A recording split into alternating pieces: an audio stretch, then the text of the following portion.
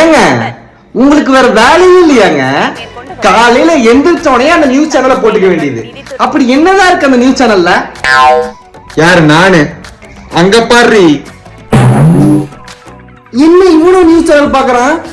நீங்க பார்த்தாலே வேற சேனல் போட சொல்லி கத்துவான். இப்ப இவனும் பாக்குறான். அவன் மட்டுமா? அந்த மூலையில ஒருத்த உட்காந்துருக்கான் பாரு. இன்னும் நேத்து வரைக்கும் போகோ சேனல் பார்த்துட்டு இருந்ததெல்லாம் இன்னைக்கு பாலிமர் நியூஸ் பாக்குது. இவங்க ஆள் ஜெயிச்சுட்டார்ல, அதான் பாக்குறேன்டா உங்க ஆள் அப்படி என்ன மாற்றத்தை கொண்டு வராருன்னு. நைனா சிஎஸ்கேவா எம்ஐயா அப்படின்னு சண்டை போட்டுட்டு இருந்த எங்களை இப்ப ஃபுல்லா நியூஸ் சேனல்ஸ் பார்க்க வச்சிருக்காரு. அதுவே பெரிய மாற்றம் தான் நைனா.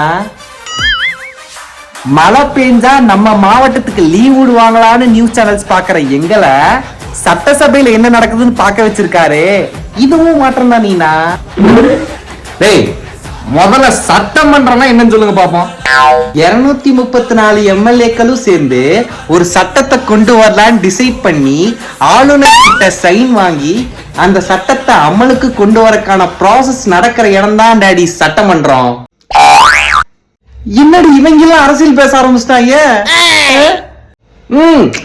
பட்ஜெட் தாக்கல் பண்ணுவாங்கல்ல, அதுவும் சொல்ல அப்பா கிட்ட.